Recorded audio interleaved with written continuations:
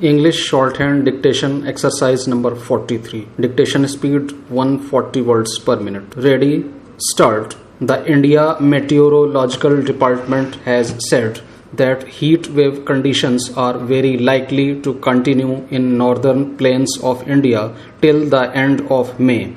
In the plains, a heat wave is declared if the maximum temperature of a station reaches at least 40 degrees or more.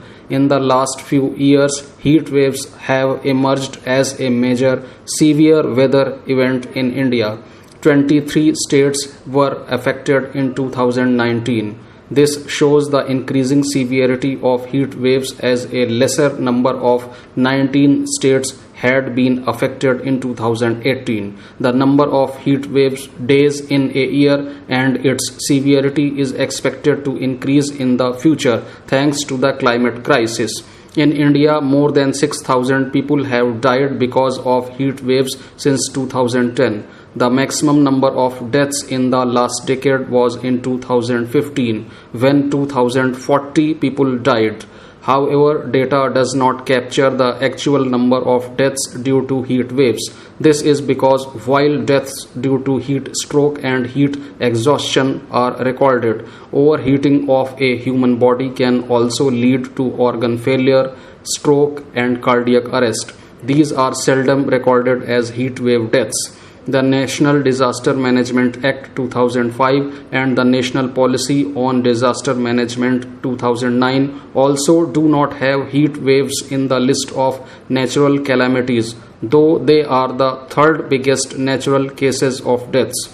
The NDMA has a heat action plan that provides a framework to states for the implementation, coordination, and evaluation of extreme heat response activities. The plan outlines strategies such as establishing an early warning system, training healthcare professionals, improving community outreach to alert people, setting up temporary shelters, and improving water delivery systems. Cities such as Surat and Bhubaneswar have implemented many of the guidelines, but most states are lagging. This year, heat waves have started when states are busy tackling the coronavirus pandemic and the migrant crisis. A few states are even tackling locust attack. These concurrent disasters have put pressure on the state machinery, but states have no choice and they must implement the NDMA guidelines to save lives. India's farms are facing a significant threat from a swarm of millions of locusts that have migrated from Africa and have now entered deeper into Rajasthan, Madhya Pradesh, and Uttar Pradesh. This swarm originated in East Africa, where excess rains triggered a breeding boom. According to experts, the swarm, which is entering India now, had another round of breeding in Balochistan, Iran, and Pakistan. Officials have put farmers on high alert and deployed insecticide spraying devices through drones and tractors. Locust invasions are common in parts of Rajasthan, but this is the first time they have reached Jaipur. The Locust Warning Organization under the Ministry of Agriculture has a ground team of 50 people, mainly to monitor and track the swarms. The organization is coordinating with the India Meteorological Department to determine the trajectory of the swarm of locusts. Presently, 3 groups of locusts are in action and the first one among them is moving towards Uttar Pradesh based on wind direction. The second lot seems to be heading for Madhya Pradesh.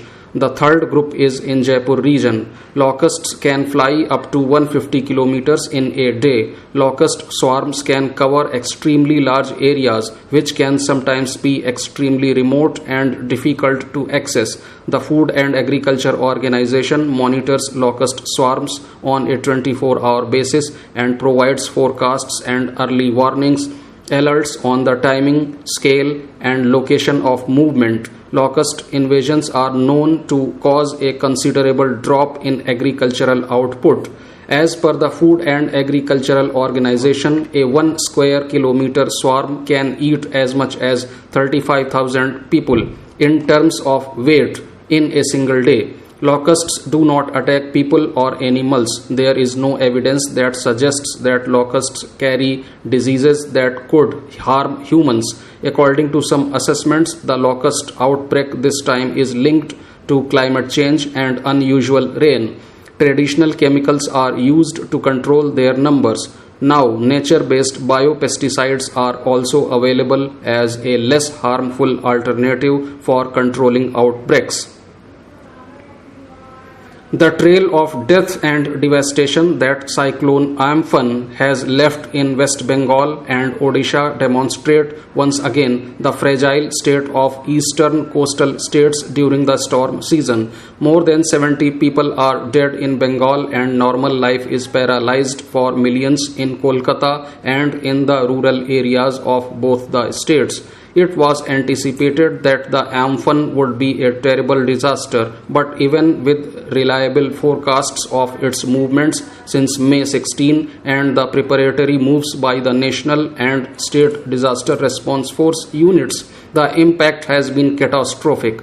The states along the east coast have evolved a code of practice for a storm coming under category 3 and above. This includes evacuation, arranging for backup power, warning people to stay far from coasts, designating strong buildings as cyclone shelters, and providing for at least a week's supply of cooked food, besides bolstering medical supplies. Yet, the loss of life and damage to livelihoods is always significant.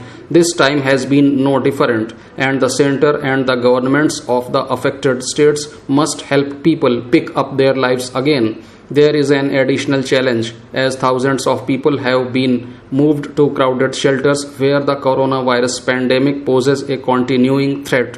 Adhering to hygienic practices, monitoring those requiring medical assistance, and testing for the virus is a high priority. India's cyclone warning system has made major advances for being able to provide clear warnings and saving lives, but the precarious lives led by millions of citizens have once again been subjected to a severe shock.